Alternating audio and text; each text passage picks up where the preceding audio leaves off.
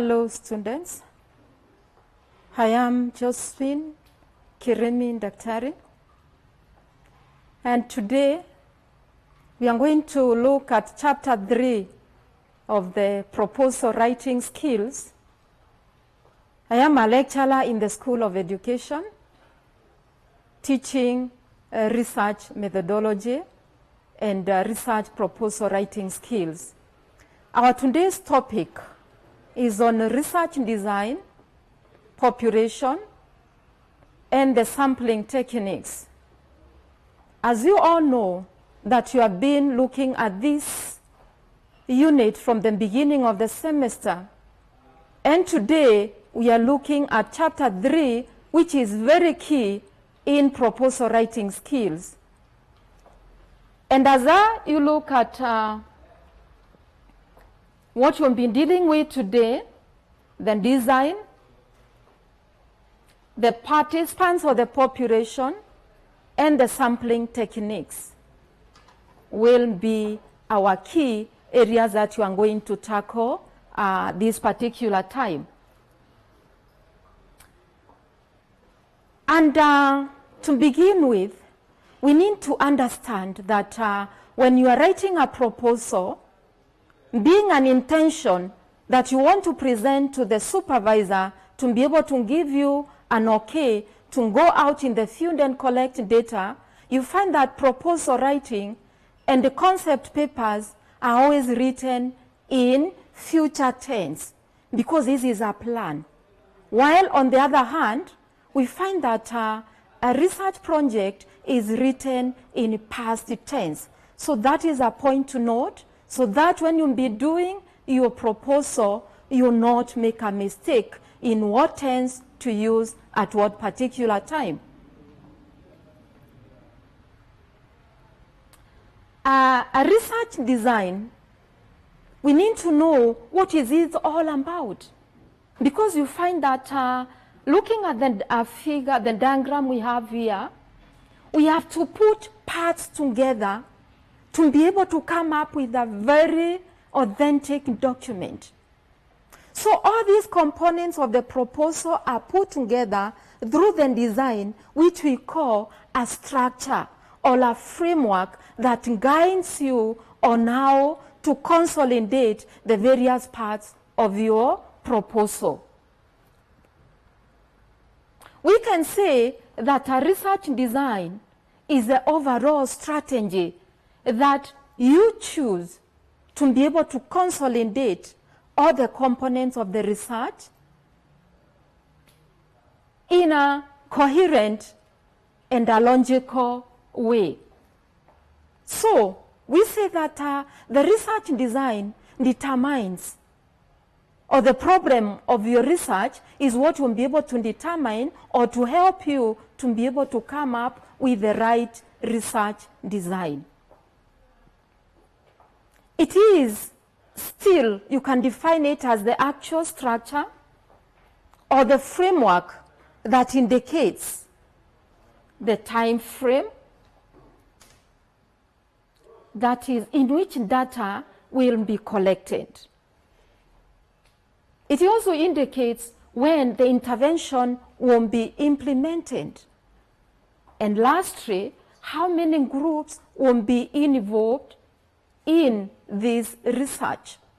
And this one you can be able to see there is a reference that you can be able to read. And to get more information on this, you can read research methodology that has been provided in the modules that have been shared in your student portal.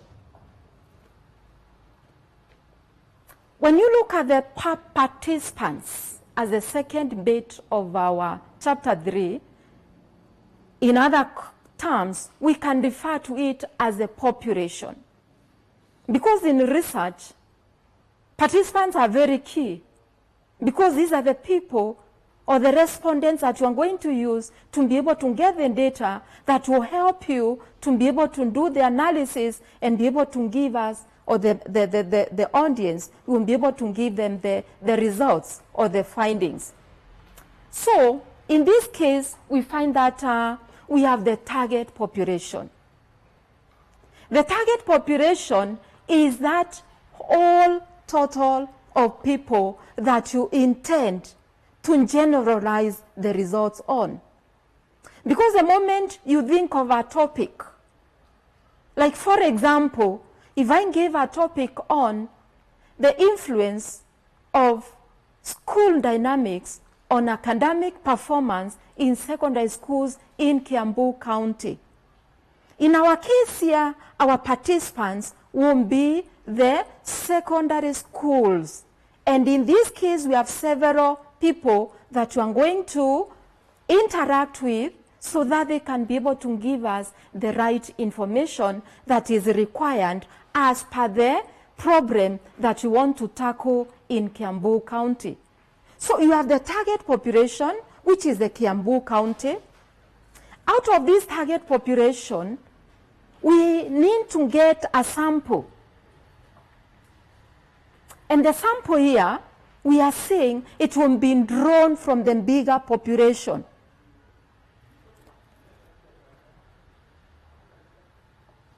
This sample is a subgroup of the target population that you need to deal with to be able to get the results that you'll be able to use to make a general conclusion of what the issues are in Kiambu County in regard to school dynamics and academic performance. This sample, we are saying it's just but an estimate. You are just estimating. And you must be able to get your sample looking at the nature of the population, the heterogeneity of the population, and the homogeneity of the population will be able to guide you on what sample to get. Because if the population has got common characteristics, at 20% of the sample population won't be enough for you to be able to make a general conclusion in the entire population of Kiambu County. And then I would want you, my students, to think of why do you think a researcher uses a sample and not the whole population? This is food for thought as we go through our lesson today. And then you just ask yourself, if the researcher uses a sample size, how does this researcher arrive to this sample size? That is something we really need to think about as we go along covering our content for the lesson today.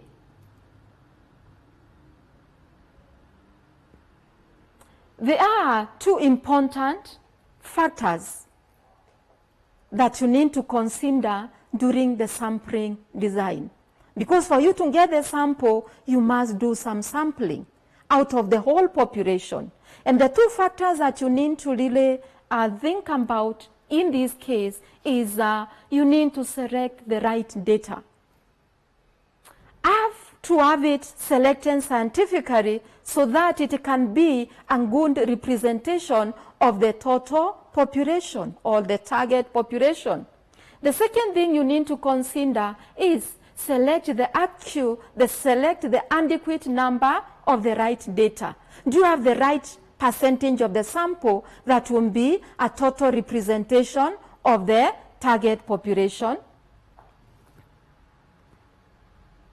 And here we have a diagram that is guiding us on how to go about this.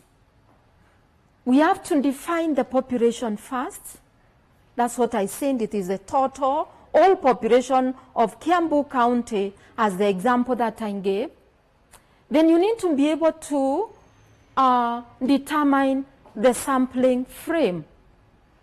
After getting the sampling frame, then you need to get the sampling procedures. And in our case here, we have two sampling procedures depending on the nature of your research. We have the probability sampling techniques. Under the sampling techniques, the probability sampling techniques, We have simple random sampling. We have stratified sampling. We have systematic and cluster sampling. These are all the methods or the techniques that you'll have under the probability sampling. And most of the researchers will adopt the probability sampling techniques. On the other hand, we have the non-probability sampling techniques. Under these, we have the convenience sampling techniques, the judgmental sampling techniques, we have the snowball sampling techniques, and the quarter sampling techniques. All these will lead you to be able to determine the appropriate sample that will be a representation of the population that we defined. Remember, we gave an example of a topic that can be able to help us to understand this more.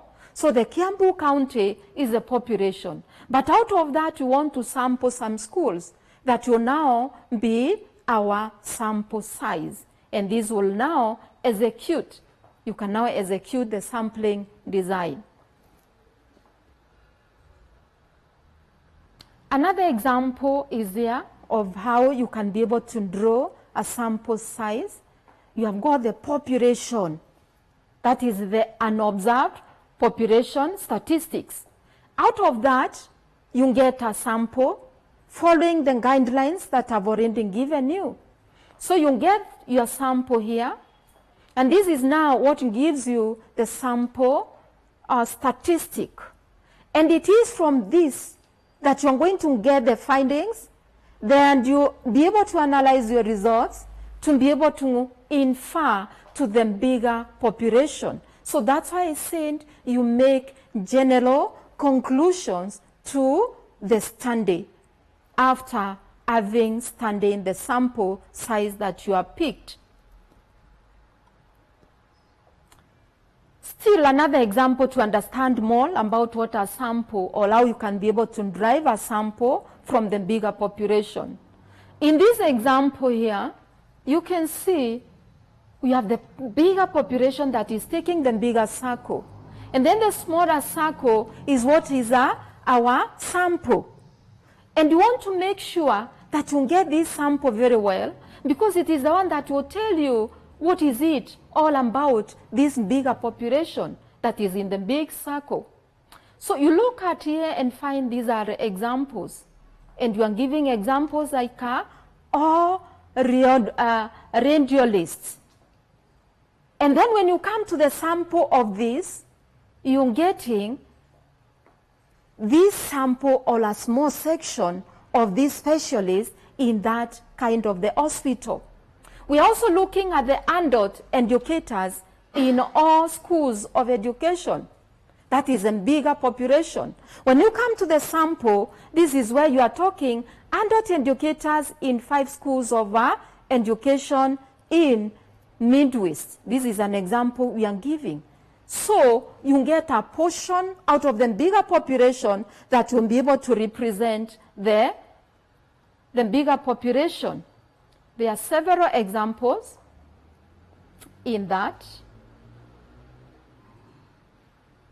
So looking at the probability sampling techniques, we said we have systematic sampling technique. And this one is, in this we say that every 9th individual or element in the selected, in the bigger population won't be selected. So there's a chance of everyone being selected in that bigger population. Then you have the stratified random sampling that involves categorizing. You need to categorize from the bigger population to be able to get that sample that you need. Because this one, again, depends on the nature of the population. This is where, when you are dealing with heterogeneity population, you need to be able to categorize so that you'll be able to pick each and every category to be included in the study. We have the cluster sampling groups, the cluster sampling techniques. This is where groups of individuals are identified. They are identified from a population, and then they are subjected to the study. And lastly, we have the multi-stage sampling that refers to the techniques of sampling that employs a combination of different sampling methods. So if you read Donald and Chris 2010, you'll be able to get more details on this. Then on the side of the nonce probability sampling, this is where you have an equal chance of being included in the sample. You're not sure whether you'll be included, because if you look at the various types under this, we said we have got the convenience sampling. And in the case of the convenience sampling, you are getting the respondents who are available at that particular time so that they can give you the information that you need. So that's why we are calling it convenience sampling technique. It is unsystematic. It is accidental or opportunistic sampling. And the sample is selected according to the convenience of the investigator. So you can find an example of this. You have all these, but you pick those that you feel that they'll be able to give you the data at your own convenient time. Then we have the snowballing. This is another non-probability sampling techniques. This refers to where the researcher is able to identify a person who is available, and the person that is convenient will be able to give him or her the information that he requires. Once you get this first person, it will refer you to another person. Because, like a case in a topic where you are dealing with the Mau Mau fighters, you may know of an old man in a certain village who is there, and therefore once you go to this man or this person who is your respondent, you will be able to refer you to another person in another community because they work together and you don't have information about this. So this one will help you to be able to get these people, and you are being led by other respondents to be able to get them. And for it to be very clear, this is another example I've given. This is the first person that you identify, or he has been identified by somebody and you have been referred to the person. This one will also give you some more too. This other one will give you some more too. And the number of respondents will continue building by being referred to the first client that you'll be able to meet. And out of this, we'll be able to collect data that will help you to make the analysis for your study. So, here are the references that you can read further to be able to get more of what you are talking about, the research design, the population, the sampling techniques, and how you can go about it, so that by the time we are writing a proposal, it won't be a walkover, or it will not be very a challenge to you, because you've already done wide reading that will inform you on how to be able to make a proposal that is going to pass through the stages of defense, and then you'll be given an okay to go to the field to collect the data. That marks the end of our lesson for today. Thank you very much for your audience and listening. Thank you very much. These televised lectures supplement our robust online learning going on our MKU online platform. You can view more on our televised lectures via our online platform. We are in a digital era, and Mount Kenya University knows this. The following are the steps to follow so as to complete your online application. Download the application form from the website www.mku.ac.ke. Attach copies of your academic certificates and ID. Pay the application fees via M-Pesa pay bill number 270988. Your ID is the account number. 2,000 shillings is the charge for a postgraduate. You can also deposit in the bank accounts provided on the website. Then email all the above to apply@mku.ac.ke.